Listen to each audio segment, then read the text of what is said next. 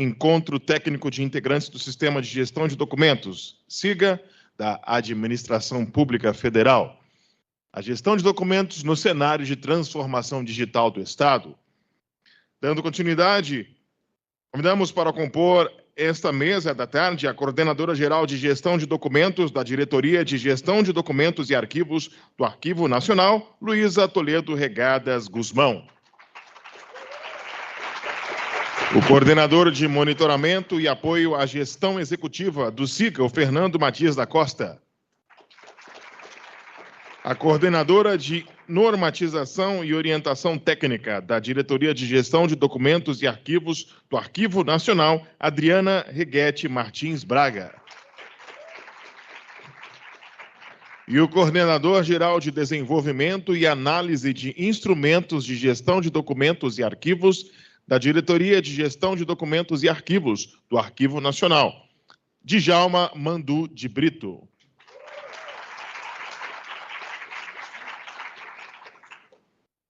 Os membros da mesa podem ficar à vontade e a palavra está com a moderação da mesa.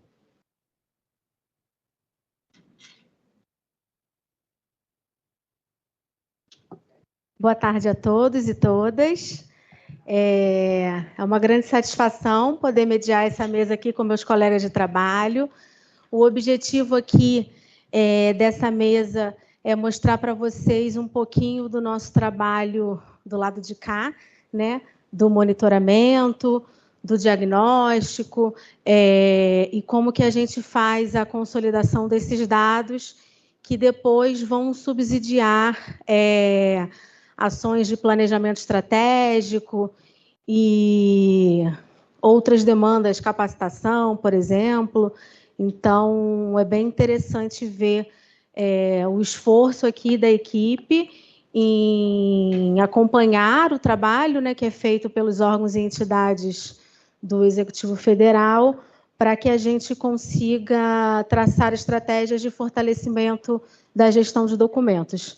Não vou me alongar muito, para a gente também não passar aqui da hora. Vou passar a palavra agora para o Fernando, fazer a primeira apresentação.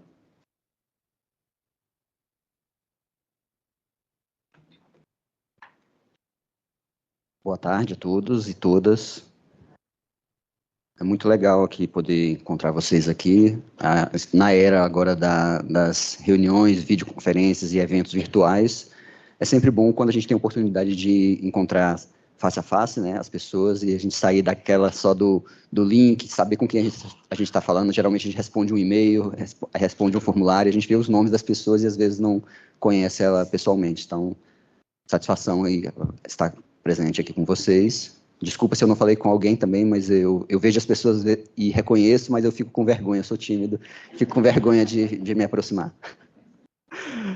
Bom, eu vou apresentar para vocês os resultados dos levantamentos Lean e LSA de 2025.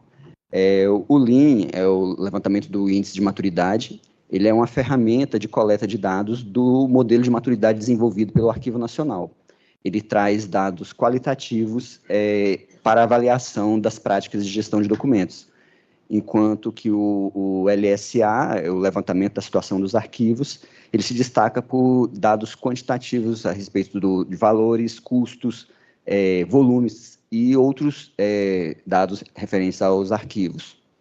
Esses dois levantamentos, eles fornecem informações para subsidiar a elaboração do diagnóstico do Poder Executivo Federal.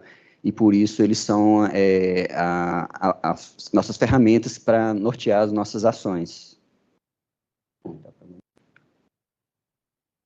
Então, em apresentações anteriores, eu iniciava com uma frase atribuída a Abraham Lincoln, que dizia mais ou menos assim: se pudéssemos saber onde estamos e até que ponto avançaremos, estaríamos em melhores condições de saber o que fazer e como fazer, né? Então, eu já vou começar com onde estamos, onde vocês podem verificar aí no gráfico de Pitts, apresenta aí a distribuição do índice total do índice de maturidade total dos órgãos do Poder Executivo Federal. e trouxe 56% de órgãos estão no nível 1, né, o nível inexpressivo, e 44% no nível 2, que é o iniciando. Nenhum órgão ficou no nível 3 ou 4.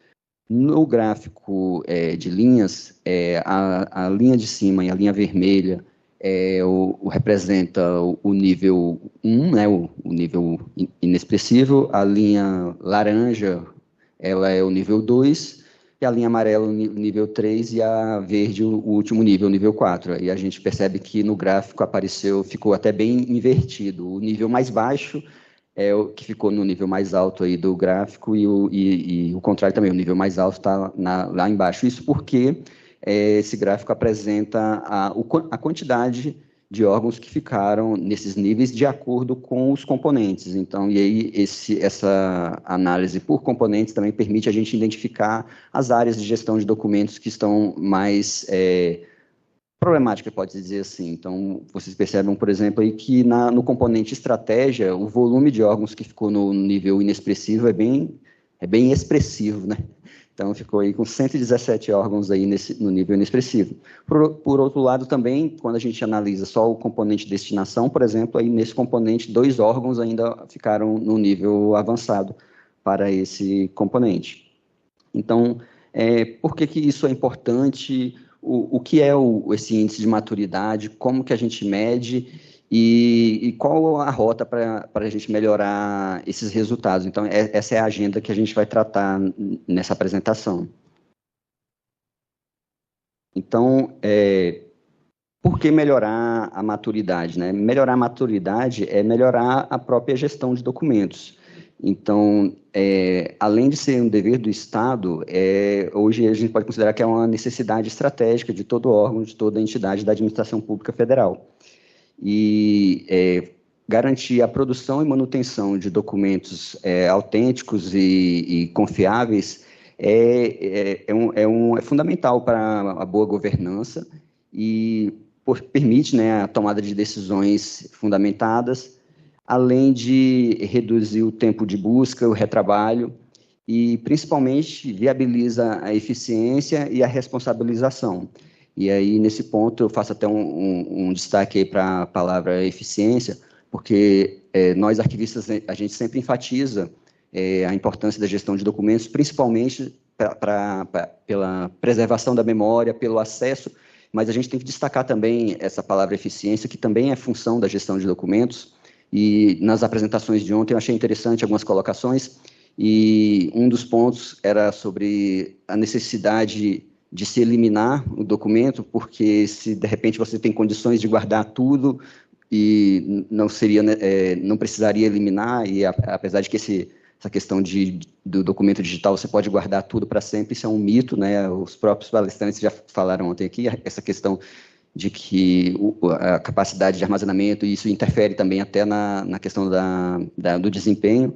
Então, e aí eu foco aqui na palavra da eficiência, porque ainda que, tempos atrás, um colega de uma empresa, eu não vou falar o nome, mas mencionou que eles têm 3 andares lá no data center dele, com uma capacidade tão grande que ele disse que para ocupar metade de um andar daquele lá vai demorar ainda uns 20 anos, então ele poderia usar isso para dizer isso. Eu posso guardar aí sem me preocupar de eliminar. Só que, se você parar para pensar, então você está guardando ali algo que já pode ser eliminado, significa que é algo que não tem valor e você está gastando, ainda que se diga assim, o custo é pequeno, o custo é baixo, mas ainda assim a gente está falando de dinheiro público, né? Então a gente não pode, o dinheiro público você não pode dispor dele para fazer o que quiser, ainda que diga que é pouco. Então, uma das funções da gestão de documentos que a gente não pode esquecer nunca também é a eficiência. Então, a questão da eliminação também traz para a gente esse resultado de eficiência. Você não tem por que você ter qualquer tipo de custo com a documentação que você não tem mais valor.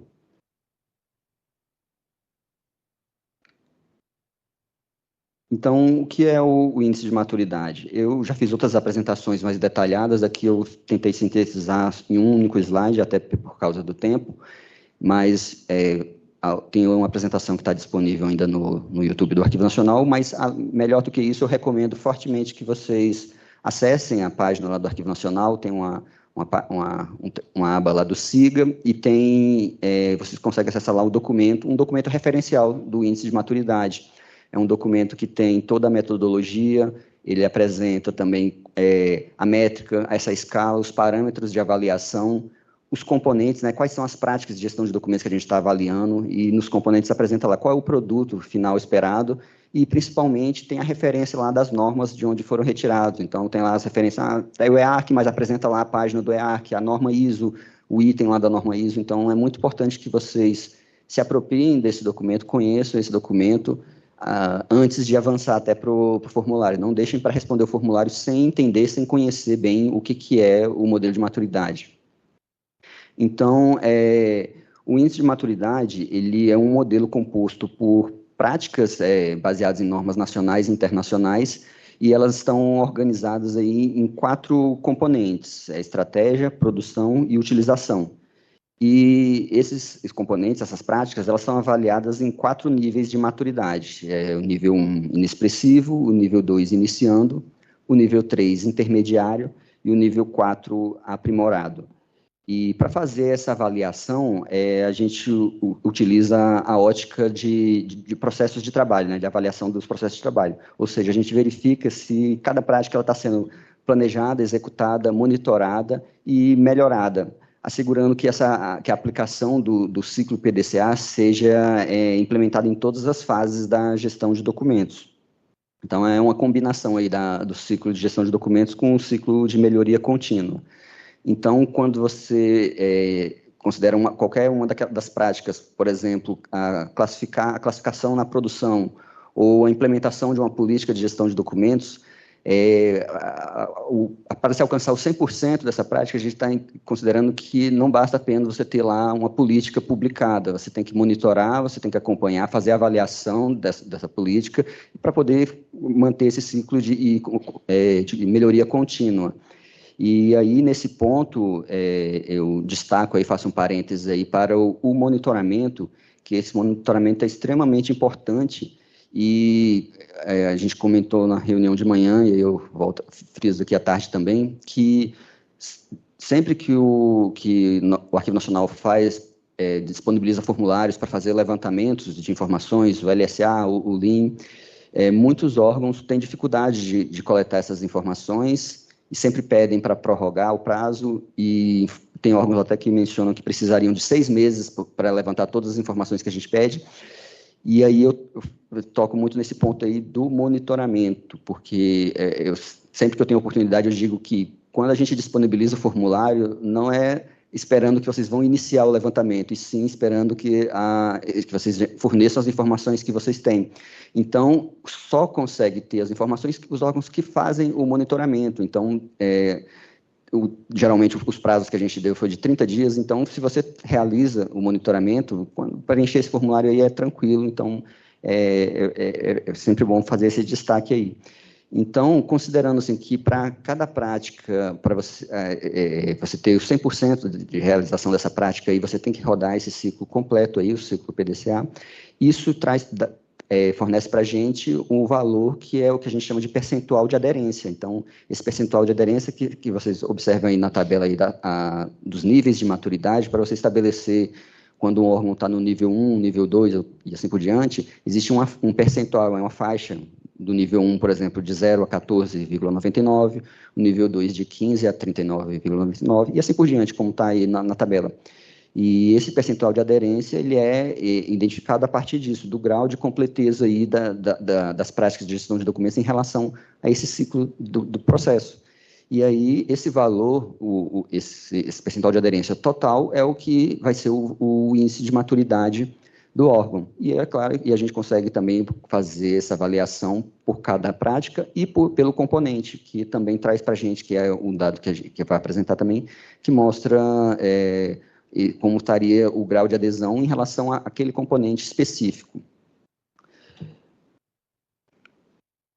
Então, para fazer essa avaliação, a gente inicia a coleta de dados por meio de um formulário padronizado, né, o formulário de autoavaliação, que é o LIN, que é esse formulário que vocês preencheram, e faz a coleta de evidências para fazer o que a gente chama de avaliação confirmatória, e depois a gente faz o processamento e análise desses dados. E aí é importante colocar que, para esse levantamento do índice de maturidade, o envio de evidências é imprescindível. Então, teve muitos órgãos que responderam o formulário, mas não enviaram as evidências, e aí ficou lá com a nota 0.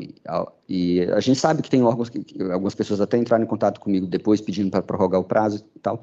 Eu sei que são órgãos que estão trabalhando, mas a gente tem que manter um critério, manter um padrão. Então, sem o envio das evidências, a gente não pode validar as respostas que foram dadas no formulário de autoavaliação. Então, as janelas aí de 2025, né, o que a gente realizou do levantamento do índice de maturidade de 23 de abril a 23 de maio foi o período para o preenchimento do formulário do LIN. O envio de evidências foi de 2 de junho a 30 de junho, e o período que a gente fez a validação dessas evidências foi de 1 de julho a 31 de julho. E o LSA foi do período agora de 8/9 a 8/10, o período para preenchimento, e a gente terminou agora essa fase aí de tratamento desses dados ainda na semana passada. Eu até corri para trazer alguns e apresentar aqui para vocês, mas o relatório ainda vai ser elaborado. Então, no caso do LSA, eu não trouxe mais detalhamentos aqui, porque ele é diferente do índice de maturidade, que tem uma metodologia específica para avaliação, coleta e classificação dos órgãos. O LSA ele é basicamente um formulário de coleta, vocês informam os dados e a gente apresenta esses dados aqui. Então, dadas essas explicações, a gente vai para o resultado específico da administração pública como um todo. O primeiro gráfico que eu mostrei era a distribuição individual dos órgãos, e esse aqui é o valor alcançado pelo Poder Executivo Federal, um valor médio do índice de maturidade. Então, nós estamos aí no nível 1, né, com 13,9% de aderência às práticas de gestão de documentos, e no gráfico mais abaixo, vocês observam o percentual de aderência por componente de gestão de documentos. E aí o componente estratégia é o menor aderência, né, com 3%. Produção e destinação já estão um pouco ali, ainda no nível 1 também, mas pelo menos o componente utilização ele já está no nível 2, aí as práticas desse componente já estão um pouco mais evoluídas em relação aos outros. Mas, de qualquer forma, de maneira geral, esses resultados mostram que nós estamos nos estágios iniciais aí da nossa jornada, e esse é o ponto de partida para a gente começar os trabalhos. Então, fazendo aqui um paralelo, aqui, um cruzamento de dados aqui com o LSA, esses dados vêm para a gente até confirmar algumas dessas informações que a gente já tinha avaliado pelo índice de maturidade.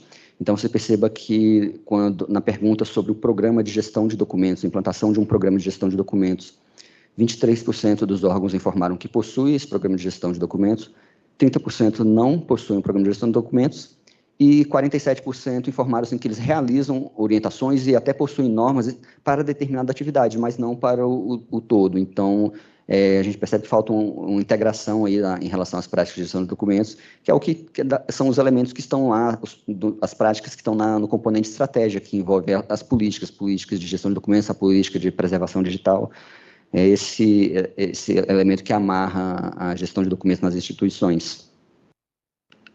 Um outro dado do LSA também que trouxe aí, em relação ao acervo não digital, foi pedimos para ser informado o volume de documentos que os órgãos possuem de acordo com o gênero documental e informar o volume desses documentos que estão classificados. Então, para os documentos textuais, apenas 33,93% está classificado, cartográfico 12,81%, imagem fixa 44,78%, imagem de movimento aí pouco mais de 2% aí, e o registro sonoro até que tem um percentual maior, 95%, mas também é o que tem um volume menor também em relação a acervo. E, no caso, eu apresentei aí no gráfico apenas a questão da classificação, porque existem vários outros processos, mas a classificação é muito relevante, porque ela starta vários outros processos, então é um marco importante em relação à gestão de documentos. E eu não coloquei no gráfico, mas fiz também umas anotações aqui em relação a outros dados que coletamos do LSA em relação ao acervo. Então, 24% dos órgãos informaram que há presença de sujidade, mofo, documentos em deterioração, e 30% desses órgãos informaram que os depósitos se encontram em região que apresenta algum tipo de risco. E mais 30% também informaram que não souberam informar o acervo, as condições de todo o acervo, porque possuem unidades em diversas regiões e aí eles não têm controle de todas essas informações. Em relação ao acervo digital, aí temos um dado até que me surpreendeu, porque o acervo textual, pelo que foi informado, estaria 99,99% classificado. E já os outros, cartográfico, imagem fixa, imagem de movimento e registro sonoro, praticamente nada aí. E aí eu faço uma observação que esse dado precisa ser melhor trabalhado, porque quando a gente aplicou o formulário do índice de maturidade, e tem um processo lá que a gente questionou, que era a classificação do documento na produção, vários órgãos afirmaram que realizam a classificação do documento na produção. E quando a gente foi analisar as evidências, muitos órgãos informaram assim, não, é porque nós utilizamos o SEI, e o SEI já puxa automaticamente, no mínimo, 3 códigos de classificação. Aí eu lembrei da apresentação aqui, que foi feita ontem, e aí eu fiquei pensando, a pessoa falou assim, de repente na inocência, como se fosse isso uma vantagem, mas na verdade, se você está utilizando aquela configuração padrão do SEI e está puxando ali 2, 3 códigos de uma vez, esquece que você está fazendo classificação, isso não é classificação na produção, a classificação na produção é fazer a classificação correta no momento da produção.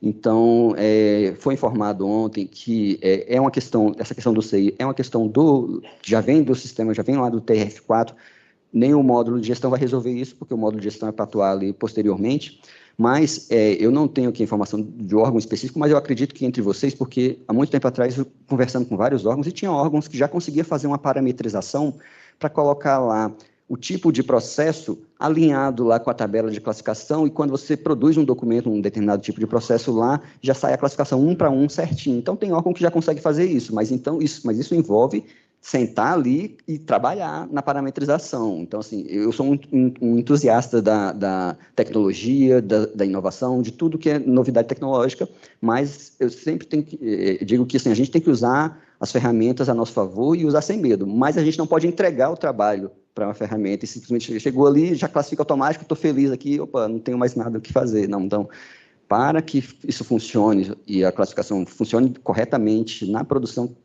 tem que ter um trabalho, tem que sentar junto com a área de tecnologia, junto com os arquivistas, com a CEPAD, para fazer essa parametrização de forma correta. E isso eu estou falando aqui do SEI, porque, na verdade, no próprio LSA, 78% dos órgãos informaram que identificaram documentos digitais nos sistemas de negócio. Então, pior ainda, se a gente pensar que esses 99% está incluído nos sistemas de negócio, que a gente sabe que os sistemas de negócio eles não foram feitos para isso, então eles não têm funcionalidade de gestão de documentos. Então, é um dado que a gente precisa avaliar melhor aí nesse nosso processo de monitoramento, quando a gente for revisar, vocês forem revisar esses processos de classificação na produção, é necessário fazer esse monitoramento e entender realmente o que é isso e aonde que isso precisa ser feito e como precisa ser feito, né? E aí, só mais um outro dado para complementar aí, que do acervo digital, apenas 9% dos órgãos informaram que possui um repositório digital em conformidade com a resolução 51 do CONARC. Nessa tabela aí eu trago os processos, as práticas específicas de gestão de documentos, as que ficaram com um valor mais baixo, né, as 6 com os menores valores, e esses dados aí revelam que as nossas maiores vulnerabilidades, que se diz respeito à falta de uma política de preservação digital, coloca em risco todo o acervo digital, e a ausência de planos de contingência nos deixa expostos a desastres. E aí eu digo que não só catástrofes de grandes proporções, como é que aconteceu no Rio Grande do Sul, mas volta e meia, muitos colegas mencionam aí, alagamento em acervo é normal e não precisa estar no período de chuva, não. Às vezes é um cano ali estoura e acontece. Então, assim, é muito comum e a gente não está investindo muito nessa prática aí, nos planos de contingência. E sem a capacitação também as nossas equipes não podem aplicar as melhores práticas. E na capacitação, lembrando aqui da última apresentação de ontem da Petrobras, que ela usou um termo, eu até anotei aqui, que ela falou assim, a capacitação, vamos usar o EAD mandatório, porque observando também, quando a gente foi avaliar no índice de maturidade essa prática de capacitação, muitos órgãos informaram que sim, realiza a capacitação, que estão fazendo o gerenciamento da capacitação, mas na hora de apresentar a evidência, foi só informado assim, não, aqui os servidores fazem os cursos do Arquivo Nacional que estão disponíveis na ENAP, mas não havia nenhum controle, nem sei quem está fazendo, então, quem está fazendo, quais os resultados disso, então está ficando assim livre. Beleza, o Arquivo Nacional disponibiliza os cursos, e aí o pessoal vai lá e faz, mas então, assim, quando a gente quer avaliar aqui na prática de gestão de documentos essa capacitação, a gente está avaliando o controle institucional em relação a essa capacitação. Então, tem órgãos até que produzem seus próprios cursos de capacitação e tem órgãos que podem usar os cursos do Arquivo Nacional, mas é preciso ter um controle. O órgão tem que estar ali acompanhando isso e não apenas assim, estar lá no curso da ENAP, o curso do Arquivo Nacional. E aí só uma observação dos processos, já que eu apresentei os que tinham a menor aderência, só para mencionar que o processo que teve o maior percentual de aderência, que ficou com 31%, é o tratamento da massa documental, o que é um sinal positivo. Precisa tratar a massa documental acumulada, mas se a gente não investir também nos demais processos, principalmente nos processos em relação à política, a massa documental nunca vai acabar, né? Você tem que fechar a torneira e tratar aquilo ali. Então, o tratamento da massa documental acumulada é a correção de um desvio, algo que não deveria ter acontecido e tem que ser feito agora para corrigir, mas é importante focar nessas outras práticas, principalmente ali na classificação da produção, na implementação de uma política, porque senão o tratamento nunca vai acabar. O volume de documentos da massa documental vai continuar crescendo.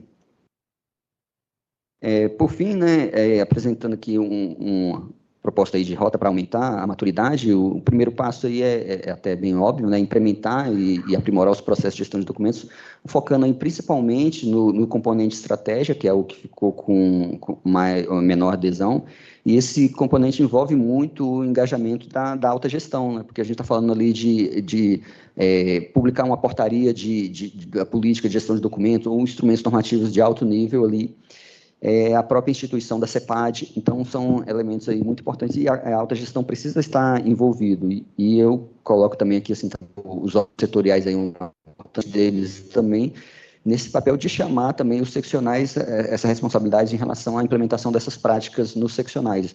Eu sei que a realidade é diferente para cada órgão, para cada ministério, e todos vocês estão se esforçando na medida do que é possível dentro de cada instituição, mas a gente tem que sempre tentar puxar para cima, então a gente tem que pegar os melhores exemplos e chamar todo mundo para tentar alcançar esse mesmo padrão. Em relação a melhorar a documentação de evidências, isso é muito importante também. As próprias normas ISO mencionam que a gestão de documentos é indispensável e tem que ser documentado os processos de gestão de documentos. Então, percebi também que nessa aplicação, que muitos órgãos têm muita dificuldade e não documentam os processos. Eles até realizam, e esses processos não estão documentados. Então, é importante a gente entender isso, que os nossos próprios processos de gestão de documentos, eles precisam ser documentados, e isso também pode ser um fator que vai melhorar bastante aí o nível de maturidade de muitas instituições.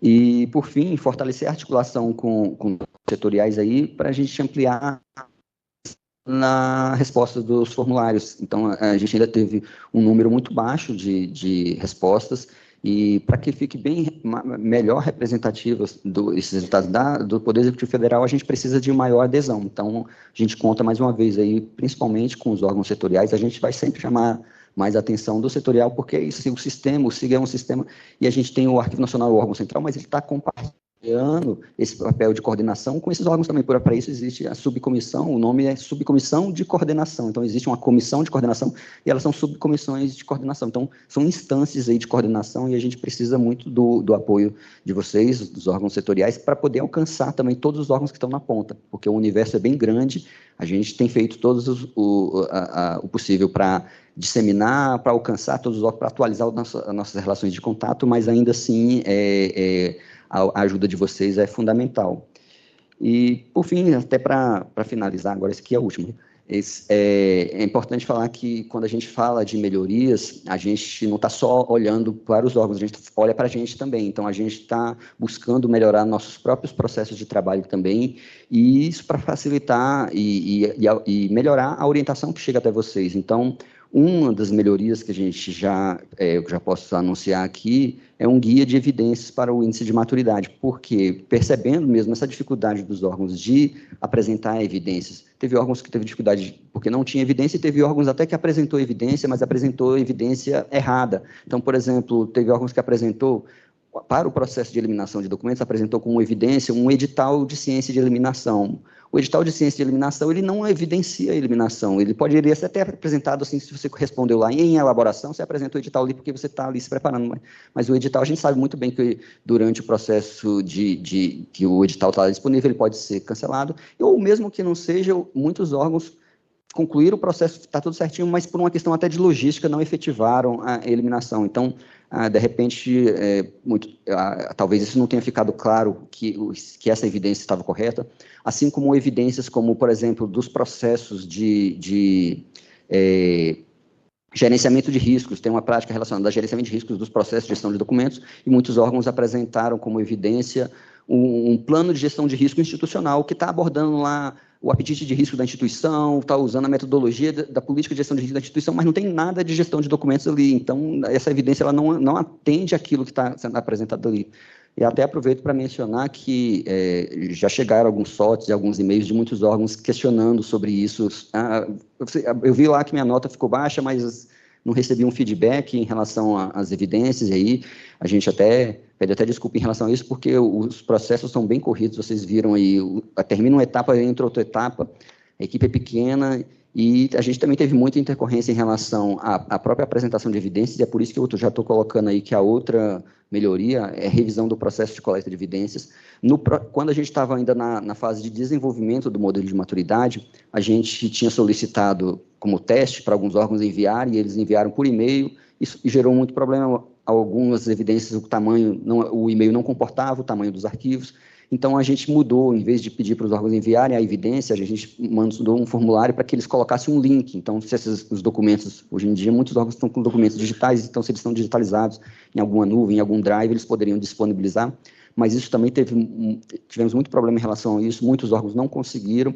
Então, a gente está revisando esse processo também para melhorar isso também, para que vocês consigam também fornecer evidência, e a gente vai trabalhar nisso nesse próximo ano. Inclusive, nesse ponto também, eu já aproveito a oportunidade também para pedir para vocês, quando vocês forem apresentar evidências na próxima coleta também, ajudarem também a direcionar a parte lá do documento que está sendo utilizado como comprovação da evidência, porque muitas vezes vem um documento extenso. Vou citar um exemplo que eu achei até muito interessante, que alguns órgãos, quando foram apresentar uma evidência de monitoramento, apresentaram o relatório de gestão institucional, e eu achei bem bacana o fato do relatório de gestão institucional ter lá os dados de gestão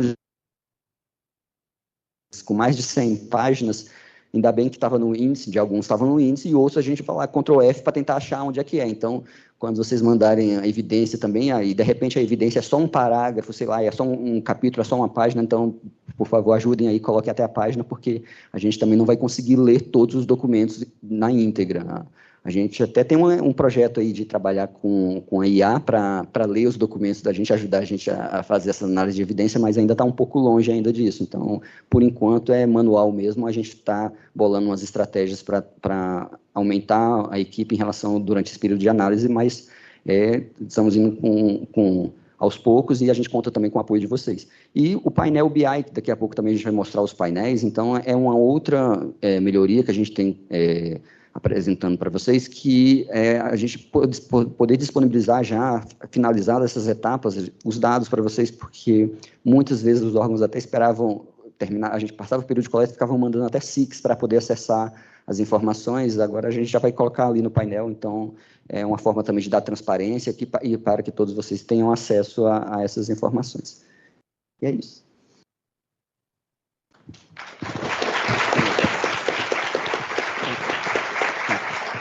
Agora é você. Obrigada, Fernanda. É bom ver esse esforço, né, da equipe de apoio à governança do SIGA em coletar esses dados, em realizar esse monitoramento.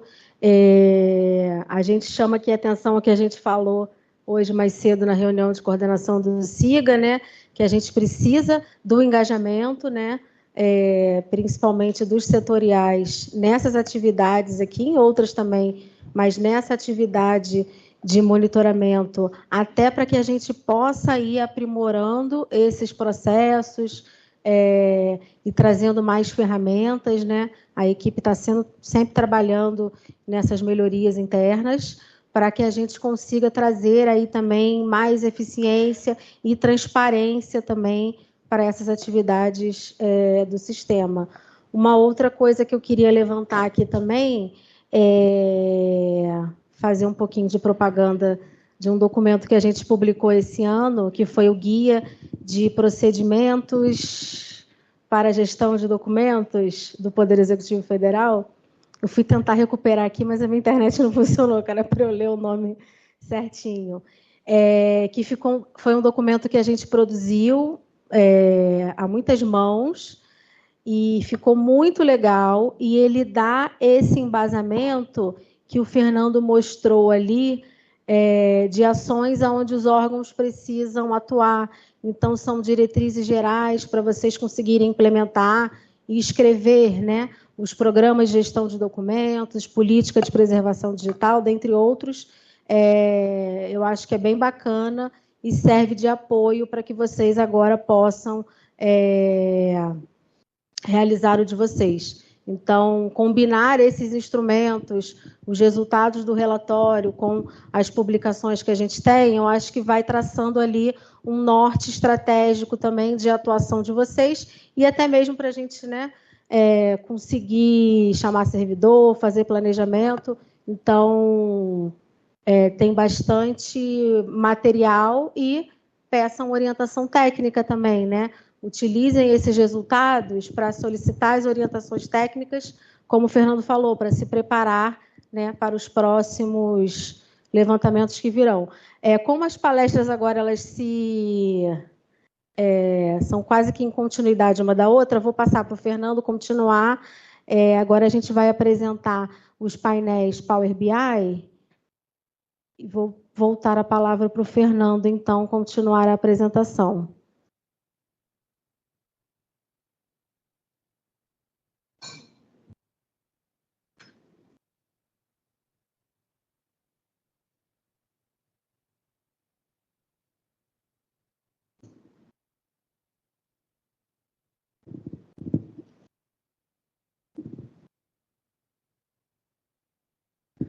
Bom, vamos lá.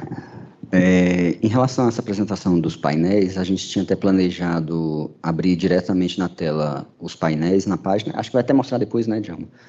Mas a gente estava um pouco com medo do que acontece sempre, de na hora o sistema funcionar. Então, printei as telas, vou passar aqui as telas printadas, mas depois, se vocês quiserem, a gente até pode navegar depois no final, no próprio painel, né? Então, a gente tem... São 3 painéis, na verdade, que a gente vai apresentar, e dependendo, na verdade, da compreensão, pode ser até um número maior, porque o que eu vou falar agora é o que fica lá na página do SIGA em relação aos dados gerenciais do SIGA, que é um painel, mas, na verdade, são 6 painéis ali dentro, e eu vou tentar ser bem breve aqui na explicação, mas enfatizando que a importância de vocês conhecerem, porque não é apenas uma via de mão única, que a gente está apresentando para vocês resultados, apresentando informações, e a gente até espera que vocês utilizem, aproveitem bastante essa informação e troquem também com a gente, porque vocês podem identificar, de repente, algum dado ou algum dado interessante que poderia estar aí, ou até se identificar algum dado equivocado mesmo que pode acontecer. Então, o primeiro painel aí é dos integrantes do SIGA. Esse painel ele apresenta a relação dos órgãos aí, na linha de baixo, e apresenta também o quantitativo total e a distribuição por posição, quantos órgãos setoriais, quantos órgãos seccionais, e também a distribuição por natureza, quantos e quais são as autarquias, as fundações, a administração direta, empresa pública e sociedade de economia mista. E em cima você tem os filtros para poder pesquisar. Inclusive, assim, eu até faço uma observação que é um dado interessante, e muitos de nós, muitos podem ser servidores novos, tem servidores que são antigos, mas tem servidor que é novo, ou tem servidor que é antigo, mas assim, de repente a gente migra muito de órgão, né? De repente eu estou hoje num órgão, amanhã eu sou cedido para um outro ministério e vou para lá, e aí nessas mudanças talvez o pessoal não se atenta muito a alguns detalhes, porque Nos formulários, a gente tem visto que, às vezes, o próprio órgão responde informação errada dele mesmo, tipo, informando que a vinculação ministerial é errada, cara. Tá de um órgão, ele fala que ele é do Ministério X, mas a gente sabe que ele não é daquele ministério. Ou informa, assim, que ele é setorial, sendo que setorial são só os ministérios. Então, o órgão, às vezes, é seccional, ele preenche lá setorial, e até mesmo a natureza jurídica. Então, tá aí para quem quiser conhecer. Usem para vocês também essa informação, porque, às vezes, pode ser que o servidor é novo, está lá no setor, não conhece ainda bem qual é a vinculação da sua instituição e o ministério ao qual ela está vinculada. E só uma outra informação importante, que nesse painel aqui, a gente está apresentando um conceito restrito aqui, que é o que está no decreto, que diz que o decreto determina que os órgãos setoriais são os ministérios e equivalentes, e os seccionais são as entidades vinculadas. Então, pode ser que muitos de vocês procurem e, de repente, falem assim, mas o meu órgão não está aqui, porque os órgãos subordinados não apareceram nessa lista aí por causa desse conceito aí mais restrito do decreto. Mas a gente está trabalhando, tem um GT em funcionamento no Arquivo Nacional, que a gente está fazendo uma avaliação de todo o universo do SIGA, o universo atendido pelo Arquivo Nacional, e a gente vai atualizar, vai produzir uma nota técnica e atualizar esse universo aí com todos os órgãos que a gente atende. Então, se de repente vocês forem de algum órgão que não está aí, não é porque a gente deixou ninguém de fora, não. É simplesmente porque nesse painel, no primeiro momento, foi apresentado só esse conceito restrito mesmo, que é setorial e seccional, e esses outros órgãos é uma outra categoria que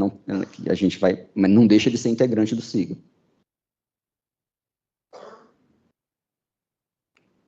Por que você não está indo agora?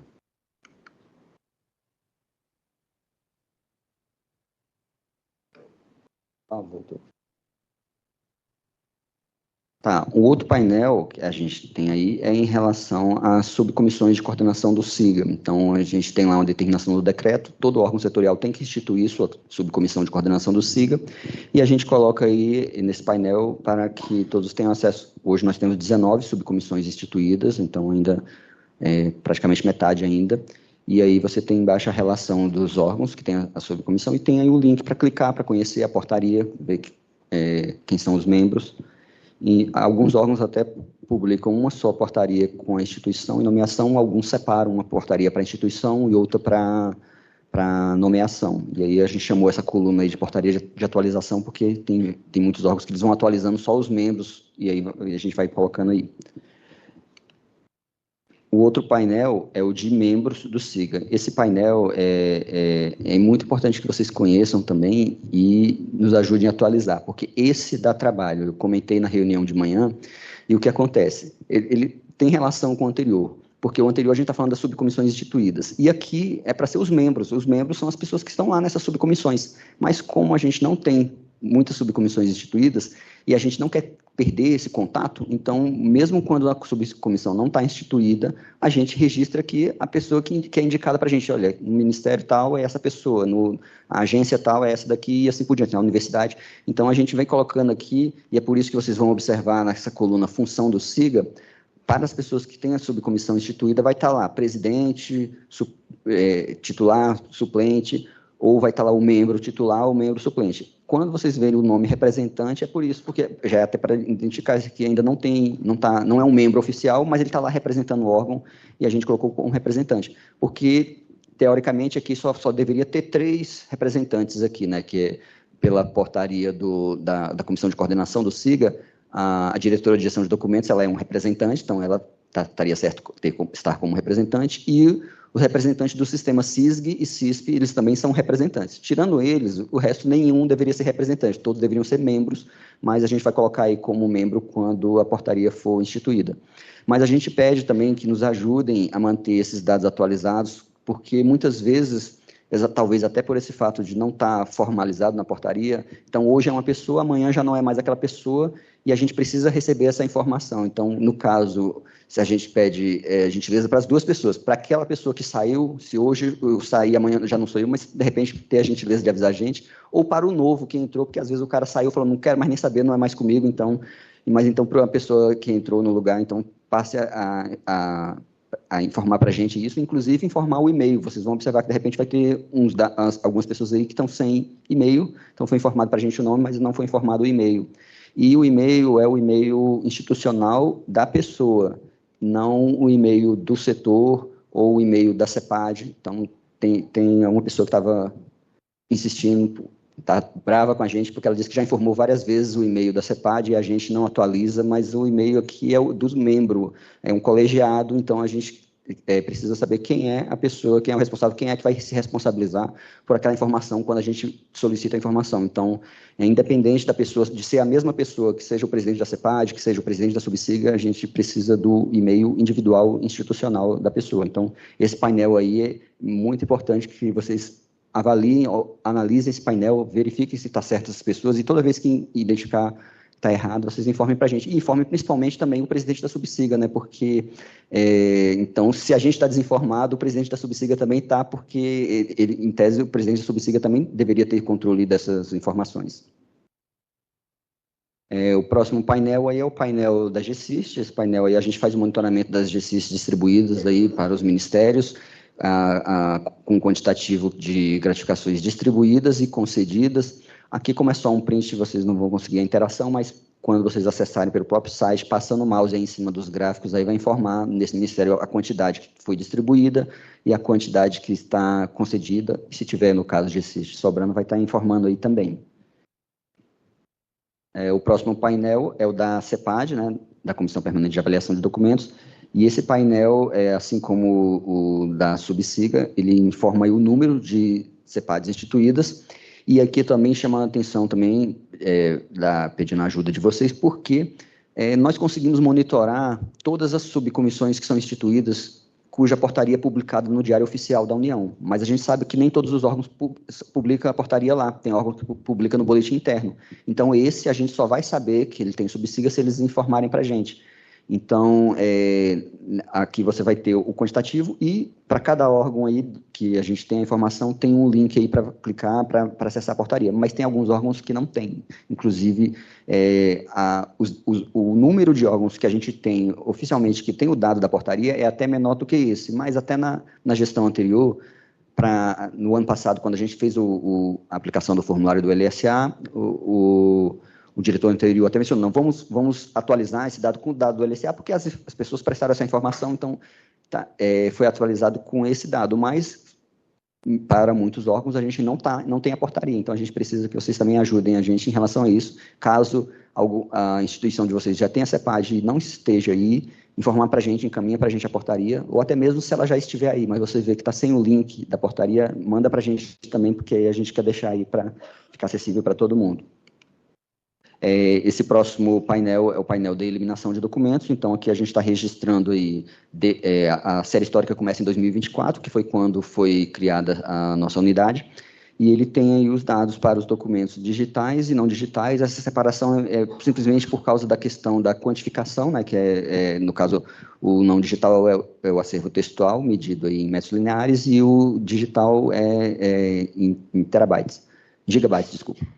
Então, e aí a gente tem uma linha para mostrar o volume de eliminação prevista e o volume efetivamente eliminado. E isso também mostra para vocês a diferença do que eu mencionei, porque edital sai muito, tem muito edital saindo, então o volume previsto é bem grande, mas o volume eliminado, de fato, é pequeno ainda. E aí chama a atenção também que, como está previsto na própria resolução do CONAR, que ao efetivar a eliminação de documentos, vocês precisam encaminhar o termo para o Arquivo Nacional.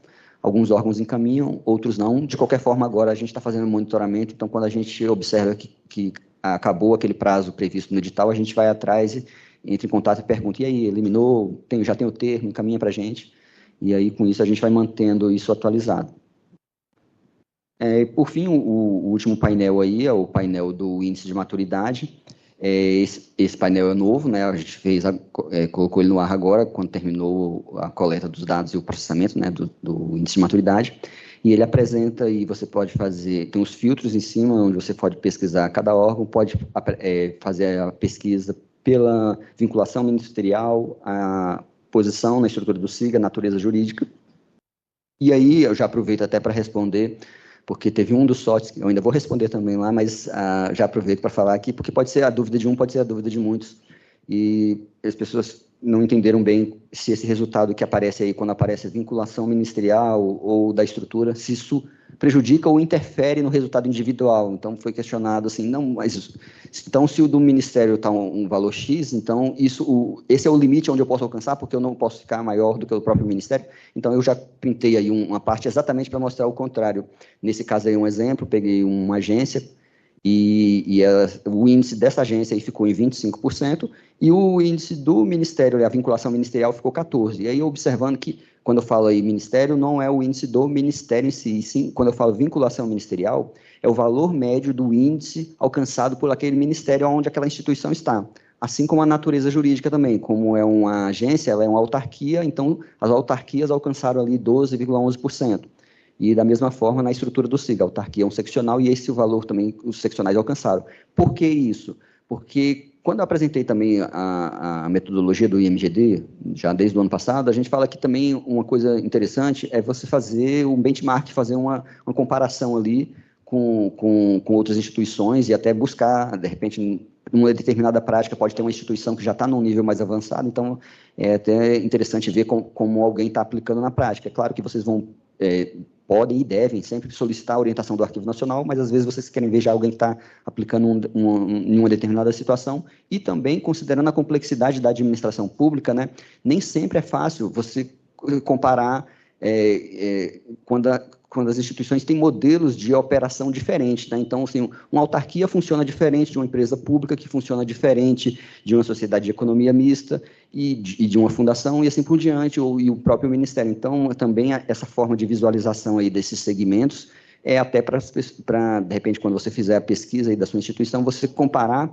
com a situação na qual no contexto que você está inserido. Então, você vai comparar o seu resultado ali com o resultado do Ministério ao qual está inserido, vai comparar com o resultado das instituições que têm a mesma natureza jurídica e assim como as instituições que estão na mesma estrutura. Nada impede, óbvio, de comparar com outros também, mas esse dado aí já traz automaticamente, quando você pesquisa na sua instituição, já vai apresentar esses dados das outras instituições, desses segmentos, assim como o índice total do Poder Executivo Federal que foi colocado ali.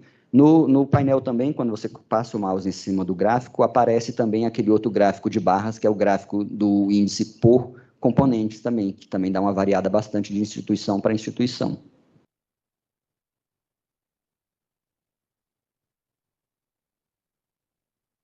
É isso, obrigado.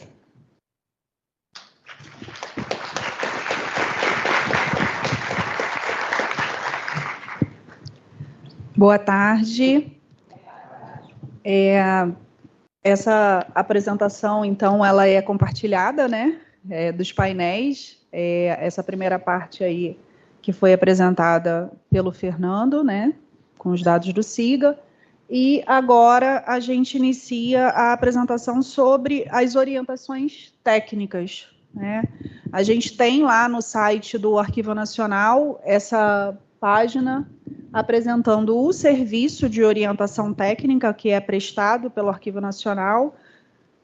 Nós temos ali alguns exemplos de solicitações que podem ser realizadas, mas não somente esses, porque, por vezes, a partir de uma solicitação recebida, a gente faz encaminhamentos internos para outras unidades que podem atender a demanda. Como, por exemplo, de capacitação. A gente, às vezes, recebe via SOT alguma demanda de capacitação que é uma proposta que pode ser importante para o planejamento, né, a nível da COGED, com a divisão de capacitação. Mas aqui a gente destaca, né, a análise e aplicação de normativas, e a aplicação e elaboração de instrumentos técnicos de gestão, que são atividades que são realizadas por coordenações distintas e, às vezes, a gente integra, às vezes é colaborativa essa atividade de orientação técnica. Então, amanhã vamos falar da ferramenta, né, que é utilizada para prestar essas orientações técnicas, que é o SOT, o Sistema de Orientações Técnicas, muitos já conhecem.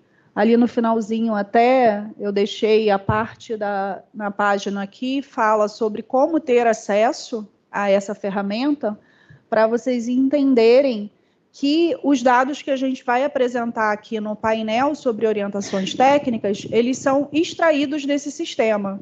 Então, são dados que são alimentados e coletados por meio do SOT, do Sistema de Orientações Técnicas.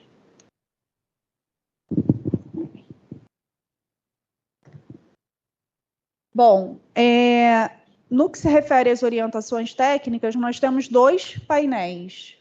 Esse primeiro, ele está relacionado à quantidade de orientações por órgão e por tipos de orientação prestada.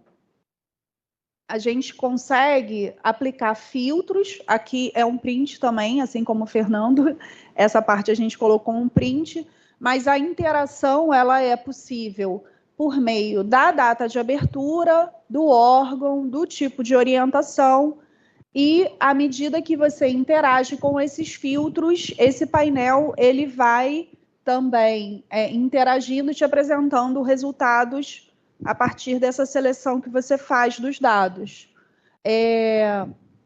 Chama a atenção que aqui o filtro leva em consideração a abertura da orientação.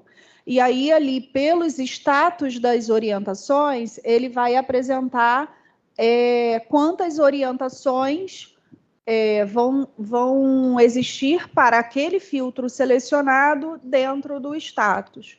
Por exemplo, ali a seleção que foi feita, ela considera a abertura de julho de 2022, que foi quando o SOT foi implementado no Arquivo Nacional, né, essa versão 2.0 do SOT, foi feita uma seleção ali até janeiro de 2025. Então, você consegue visualizar que naquele momento tinha já 1.585 fechadas, ou seja, já tinham sido resolvidas essas orientações, mas ainda tinham 3 abertas, uma pendente, uma solucionada e uma processando. Isso significa, esses status, que a processando está em atendimento, né? A solucionada já foi atendida, no entanto, está com possibilidade de pedido de esclarecimento pelo órgão, ou seja, ela não foi fechada ainda há a possibilidade do órgão pedir algum esclarecimento. E, por fim, a pendente, que totaliza ali, né, essas 3, as 3 que ainda estão abertas, né, não estão fechadas, obviamente, estão abertas. E a pendente se enquadra aquelas orientações, né, nesse status, que estão aguardando algum encaminhamento, alguma resposta, seja interna ou externa. Às vezes o órgão ficou de enviar algum dado a mais, algum subsídio para que a gente possa melhor orientá-lo. E aí o órgão não responde, a gente dá um prazo de resposta, e aí a gente aguarda esse prazo antes de fechar. Se o órgão não se manifesta, a gente fecha por desistência da solicitação. Mas enquanto o órgão não responde, essa solicitação fica em pendência. E pode ocorrer a pendência interna também. Por vezes, é possível essa integração entre as unidades, né, do Arquivo Nacional, realizou-se uma visita técnica, por exemplo, e está em fase de elaboração desse relatório de visita técnica. Então, para não contar prazo interno de atendimento, a gente coloca em pendência, aguardando a emissão do relatório, e assim que essas unidades concluem essa emissão desse relatório, aí a gente atende e soluciona essa solicitação. Mas isso tudo é justificado no sistema. Amanhã vocês vão conhecer, para quem não conhece um pouco mais o sistema, e vocês vão ver que tem toda a mensageria ali que é trocada com o solicitante, né, a pessoa do órgão que fez essa solicitação, até mesmo quando estamos elaborando o relatório, a gente informa que o relatório está sendo produzido pela equipe envolvida. Bom, então ali na lateral tem dois painéis, né, disponíveis. Tem o primeiro, que é esse, e tem o segundo, que eu pedi até a Marcela para poder ver se a gente consegue interagir ali, porque essa interação desse painel é muito, muito interessante, porque você consegue, inclusive, fazer a seleção por regiões. Por exemplo, se a gente quiser saber esse dado de atendimento, aqui já não é mais só abertura, aqui também é do que foi atendido, a gente consegue selecionar os estados, por exemplo, ali que compõem o Sul. Ó, seleciono o primeiro. Ih, não está te obedecendo. Aperto o primeiro.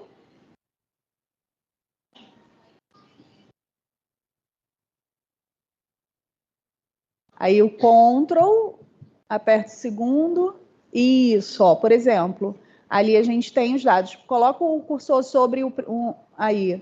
Você consegue ter aí esse gráfico em colunas para poder te apresentar quais são as instituições e quais são as quantidades de orientação no período selecionado, tá? Lembrando que lá em cima, nos filtros, também você pode selecionar o período, tanto de abertura quanto de data de atendimento, e, obviamente, pode aí associar os demais filtros, a classificação, o tipo de orientação, para você conseguir fazer essa análise, inclusive, das orientações que foram atendidas no seu órgão, tá? É isso.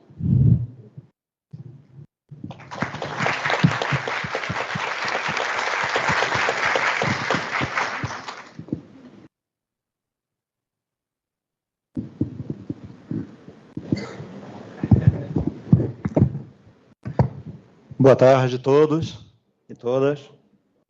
Então, pessoal, é importante a gente destacar que todos esses painéis que nós estamos apresentando, nós tivemos a preocupação de apresentar para vocês, é uma forma de transparência ativa das atividades que o Arquivo Nacional desenvolve na prestação de orientação técnica.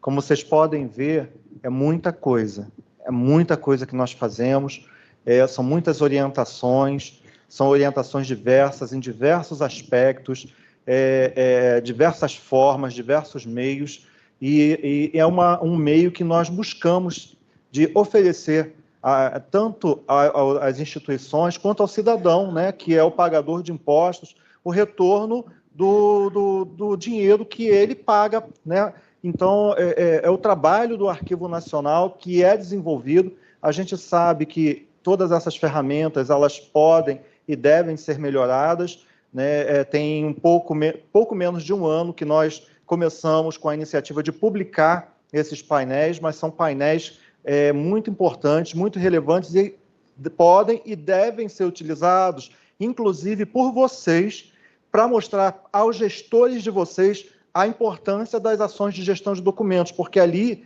né, nós podemos ver quantidade de documentos classificados, quantidade de documentos eliminados, e precisamos, o arquivista ou aquele que trabalha nos serviços arquivísticos, e sobretudo em gestão de documentos, nós estávamos comentando em relação, inclusive, às apresentações que nós vimos hoje, nós hoje temos uma perspectiva de trabalho diferenciada. Nós não somos mais aqueles arquivistas custodiais que ficavam lá no arquivo tomando conta do documento, do papel, é meu, só eu sei onde está. Essa realidade mudou faz tempo, né? Nós mal demos conta da documentação em papel, fomos atropelados pela revolução digital e agora a gente está se acostumando com a revolução digital e nós vimos ontem, agora temos que dar conta da IA.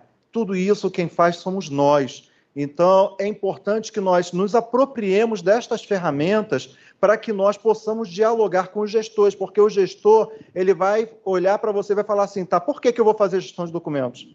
Para que eu vou fazer isso? E por meio dessas ferramentas, por meio desses painéis que são fornecidos, oferecidos, são ferramentas, meios de comunicação oficiais do Arquivo Nacional, vocês falam, olha, está aqui, ó, a instituição está aqui, ó, o nome da instituição está aqui. A gente precisa melhorar na gestão de documentos, a gente está classificando pouco, para classificar mais eu preciso de servidor, eu preciso de ferramenta, eu preciso de instrumental, eu preciso de capacitação. Então, utilizem essas informações, eu acho que eu estou até antecipando aqui o resumo, me perdoe, Luísa, mas é porque não poderia deixar de deixar essa informação posta para vocês. Eu vou falar bem objetivamente do nosso painel, né? Nós também temos um painel. A nossa coordenação é a Coordenação Geral de Desenvolvimento e Análise de Instrumentos de Gestão de Documentos e Arquivos. É um nome comprido, né? Mas a nossa atividade principal é a orientação técnica na elaboração desses instrumentos técnicos de gestão de documentos, dos quais os principais são o Código de Classificação e a Tabela de Temporalidade. Não são só esses, mas principalmente esses. Né? Eu estava pensando um pouquinho, a gente faz uma festa, né? Quando a gente aprova Código de Classificação e Tabela de Temporalidade, porque a gente viu aqui, sobretudo com a apresentação da Petrobras, é para ser comemorado mesmo, porque é uma atividade hercúlea, mas fazendo uma analogia com a construção, a gente não comemora quando a base está pronta. A gente comemora quando o prédio é inaugurado. Mas a gente não inaugura o prédio se não tiver a base. Se a gente fizer o prédio sem o alicerce, esse prédio vai desmoronar. A analogia com a gestão de documentos é exatamente a mesma. Os instrumentos técnicos de gestão de documentos são a base da gestão de documentos. Não há que se falar em gestão de documentos se eu não tenho um código de classificação e uma tabela de temporalidade aprovadas, no caso do Poder Executivo Federal, pelo Arquivo Nacional. A realidade de quando nós entramos no Arquivo Nacional, lá no ano de 2006, já no distante ano de 2006, era uma. Hoje, em 2025, e eu vou mostrar aqui no painel, vai ficar bem claro isso, nós temos 61 instrumentos aprovados, já contando com os instrumentos da Petrobras. E nós temos instrumentos que são multi-órgãos, como, por exemplo, o Código de Classificação e a Tabela de Temporalidade das Forças Armadas, Ministério da Defesa e Forças Armadas. Nós vimos aqui que só para o Comando da Aeronáutica são 300 OMs aproximadamente, sem falar de Exército, que são mais 600, e a Marinha mais 300 e alguma coisa. Ou seja, um instrumento que alcança mais de 1 milhar, né, um milheiro de órgãos, de instituições. Sem falar, por exemplo, o Código de Classificação e a Tabela de Temporalidade das IFES também, que alcança mais de 100 de instituições. Então, a realidade de gestão de documentos hoje, no Poder Executivo Federal, é muito melhor do que há 19 anos atrás? É muito melhor. Há muito que se fazer, nós vimos aqui por meio do painel do índice de maturidade, que há muito para se fazer ainda. E a gente ainda está tateando, a gente está iniciando. Então, é importante que nós, arquivistas ou agentes públicos, servidores, e quando a gente fala de agente público, falamos de servidores públicos e também funcionários públicos que trabalhamos nos serviços arquivísticos, na gestão de documentos, tenhamos essa consciência de que o nosso trabalho, ele agora é de gestão. Nós precisamos ser gestores, dialogar com os nossos gestores e fazê-los entender, né, com linguagem econômica mesmo. Olha, ao aplicar os procedimentos de gestão de documentos, você vai economizar isso aqui, tanto de reais. Nós temos um caso clássico, que foi o Instituto Brasileiro do Café. Lá, a documentação do Instituto Brasileiro do Café está recolhida no Arquivo Nacional. Houve uma ação pública, se questionou a União alguns valores que estavam sendo devidos, e aí os procuradores nos demandaram, né, demandaram ao Arquivo Nacional os documentos necessários. Nós tínhamos esses documentos organizados, né, e só a economia proporcionada ao disponibilizarmos esses documentos para a União, eu ouso dizer que eu não consigo imaginar uma nota em cima da outra quanto é que é isso em dinheiro, mas a cifra monta 100 bilhões de reais, que a União economizou só com essa ação. Só com esse. Vocês estão chocados? Eu também fiquei. E isso está em processo, isso está documentado, tá? Então, precisamos mostrar para o gestor que, olha, ao você proceder, né, implementar procedimentos de gestão de documentos, você está economizando, né, tanto lá no físico quanto no digital. Então, vou mostrar aqui para vocês, agora, rapidamente, né, o resultado das nossas ações, nosso painel BI referente à elaboração de instrumentos técnicos, por favor. Então, de forma resumida, esse é o nosso painel, essa é a carinha do nosso painel. Né, nós temos, nesse painel é possível os senhores e as senhoras visualizarem quantas orientações técnicas estão em andamento nesse exato momento, né? Embora eu vou apresentar também aqui em tempo real, isso daqui eu extraí do sistema há alguns dias atrás, mas, de forma resumida, nós temos aqui quantos instrumentos estão, né, quantos órgãos estão recebendo orientação técnica do Arquivo Nacional, tanto pelas equipes do Rio quanto de Brasília. Então, temos aqui 40 órgãos nesse momento, com 16 técnicos envolvidos, e aqui à direita nós temos as orientações divididas pela sede, né, a CODAI, a Coordenação de Análise de Instrumentos, que fica no Rio de Janeiro, tem essa quantidade de orientações, com 9 técnicos envolvidos, a DGED 9, com 7 técnicos. E a quantidade total de orientações técnicas prestadas, e também temos aqui, por etapa, nós trabalhamos por etapa. É importante também nós falarmos, né, e desmistificarmos uma lenda que circula por aí, que o Arquivo Nacional demora para aprovar instrumentos técnicos de gestão de documentos. Não demora. Não demora. O processo, ele é demorado. É um projeto de médio prazo. Nós vimos ontem um benchmarking aqui com a Petrobras, que, antes de procurar o Arquivo Nacional, criou as suas raízes, que levou 3 anos. Então, eles se prepararam, se municiaram das informações necessárias internamente para, ao chegar e pedir a orientação técnica ao Arquivo Nacional, e essa orientação técnica levou por volta de 9 meses, contudo, né, eu não vou ser redundante aqui, a colega, a Priscila e a Mônica e o Pablo foram muito felizes na sua apresentação, né, foram muito didáticos, então, né, não vou voltar aqui a essa apresentação, mas as etapas foram cumpridas e, mesmo com esta preparação, levou-se 1 ano. O gestor, ele não consegue entender isso se a gente não mostrar para ele, com propriedade, as etapas da orientação técnica, o tempo que é necessário. É um projeto de médio prazo, mas que, ao ser implementado, ele vai proporcionar ao órgão uma série de benefícios, inclusive evitando ações judiciais desnecessárias e o pagamento despesas judiciais desnecessárias, porque vai permitir a localização rápida, eficiente e eficaz da documentação. Então, a gente divide a nossa orientação técnica por algumas etapas, e aqui elas estão aqui nesse painel embaixo à esquerda, né, no canto inferior à esquerda. Nós temos aqui a quantidade de órgãos por etapa, aqueles que estão pedindo orientação técnica, que são aqueles órgãos que estão no início da orientação técnica, estão entrando em contato, e a gente está alinhando os procedimentos iniciais, pactuando cronogramas de trabalho, porque a gente trabalha, como somos poucos servidores, são muitos órgãos para serem atendidos, nós precisamos racionalizar a nossa força de trabalho, o nosso tempo e também o tempo dos senhores e das senhoras, porque assim, os senhores e as senhoras não fazem também só isso, não trabalha em full time, só elaborando código de classificação e tabelas de temporalidade. Então, a gente precisa otimizar o nosso tempo por quê? A gente trabalha com entregas. Então, o Arquivo Nacional vai falar, olha, agora vocês precisam fazer isso,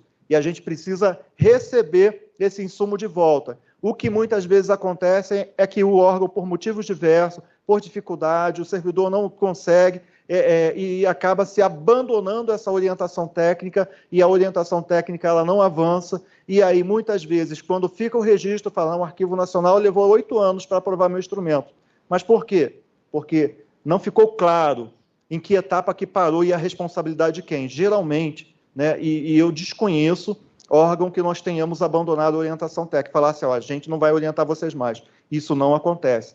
Pelo contrário, os técnicos do Arquivo Nacional, eles se desdobram, muitas vezes, né, para poder atender e cumprir os cronogramas pactuados, né?